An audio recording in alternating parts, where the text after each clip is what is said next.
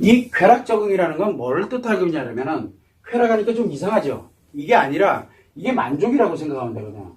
그 다음에 재미와 즐거움이 됐던 아니면은 내 상처를 덮으면서 관심에 대한 어떤 그런 만족감이 됐던 이 만족감을 갖게 되는데 이거는 쾌락 적응은 어디에 적응이 되냐면 수입하고는 관계가 없어요.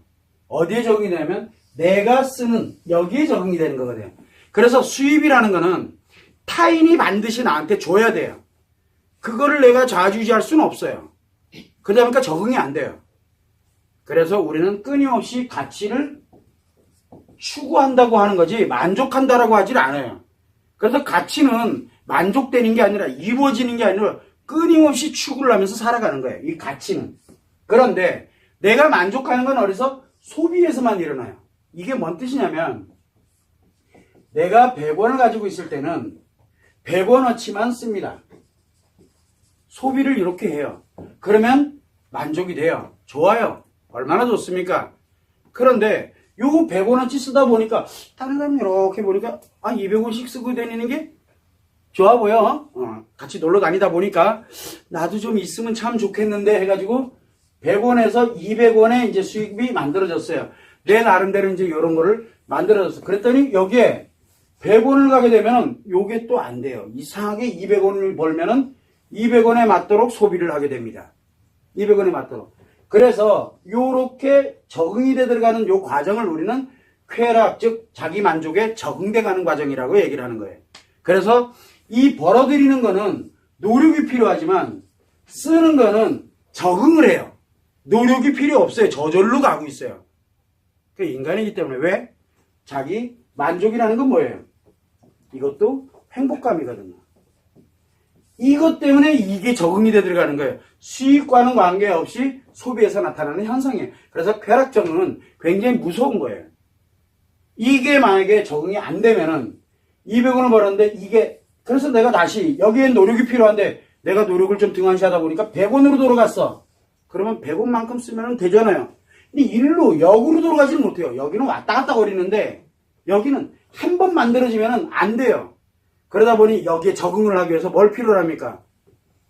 여기에만큼 차액 나는 거를 내가 누군가로부터 필요로 하게 가져와야 돼. 근데 그냥 주나? 안 주잖아요. 그래서 우리가 빚을 낸다든가 아니면은 타인으로부터 뭔가를 갈취를 하게 되는 문제가 발생한다든가 또는 뭔가를 이용을 하고 목적을 갖게 된다든가 하는 일들이 바로 여기서 일어나는 거예요. 쾌락 적응에서. 쾌락 적응이 좋은 점도 있지만 나쁜 점도 있어요. 이게 순기능이라 그러죠. 많이 벌고 많이 쓰는 거. 그러면 사회가 풍요로워져요. 그런데 많이 벌다가 줄어들었는데 많이 쓰고 사회가 이제 문제가 심각해지는 거예요. 범죄부터 모든 일들이 다 뒤죽박죽으로 뒤엉키기 시작하는 거예요. 그러면 여기 있던 사람이 일로 안 들어가기 위해서 뭐를 해요? 난리 나죠. 데모하고 달라고 막 땡깡 부리고 빚탕감해달라고 그러고 뭘 해달라. 왜? 이거 안 하면은 나 이제 사회에서 구성요소 안 할래. 이래버리고 난리가 나는 거예요. 그러니까 이게 사회현상으로 작용이 되다 보니까 지금 현재 너무 많은 병폐들이 이제 감당이 안 되는 거예요. 왜? 한번 적응시켜 줬거든요. 근데 그걸 다시 뺏어요? 준 거를 다시 뺏는 거는 더 힘들어요. 그래서 줄 때 굉장히 조심해야 되는 거예요. 여러분들이 참고를 해주시면 되고 비단적인 예에서 부모님께 용돈을 드립니다. 여러분들 많이 아시죠? 처음에는 한 달에 10만 원씩 드렸어요. 이거 주는 것만으로도 부모님 너도 돈이 없는데 왜 이걸 주냐 이러면서 처음엔 얘기합니다. 그래서 매월 괜찮아 막 이 정도는 돼 매월 보내드렸어요. 내가 한 100만 원 버니까 한 10만 원을 드려도 될 것 같았어요. 그런데 이제 가다 보니까 100만 원을 이제 50만 원으로 줄어들었어. 그러니 들을 수 있는 돈이 여기선 마땅치가 않은 거예요. 그래서 얼마로 줄입니까? 5만 원으로 줄였어. 그럼 어떤 일이 생깁니까? 부모님한테 욕 바가지로 먹습니다. 내가 널 어떻게 키웠는데 라는 얘기부터 시작해서 근데 이거를 만약에 며느리가 하고 있구나. 만약에 이거를 사위가 이렇게 하고 있어. 그러면 어떻게 될 것 같아요? 큰일 납니다. 그 집안 완전 끝장나는 거예요. 이게 왜 그러냐면 여기에 적응되기 때문에 나타나는 현상이거든요.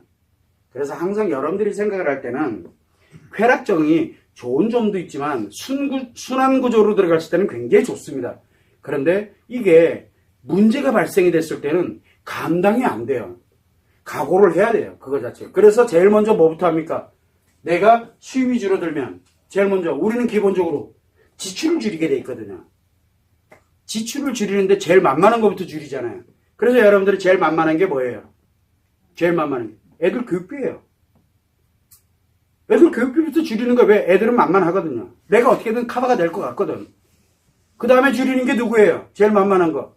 물론 그 전에 물서 이미 남편 거부터 줄여놓고 그리고 난 다음에 내 아이 거 줄이고 그리고 난 다음에 안 되면 이제 내 걸 줄이기 시작해요. 물론 우리가 심리가 내 나름대로 이렇게 괜찮고 편안하고 안정적인 상태에서 가는 사람들은 제일 먼저 누구 거부터 줄입니까? 내 거부터 줄입니다. 두 번째 누구 거 줄입니까? 누구 거. 어떻게 됐든 간에 남편한테 정말 미안하면서 줄입니다. 그리고 난 다음에 아이 거 줄이고 그리고 난 다음에 어떻게 됐든 이것도 안 된다 생각하면 자기가 돈 벌러 나갑니다. 이게 원래 그렇게 가게 돼 있거든요. 그런데 그거 안 하려고 그러니까 어떻게 돼요? 역으로 가는 거예요. 역으로. 이런 현상들이 다 쾌락적응과 연결이 돼 있다는 거 그걸 여러분들이 참고를 해주시면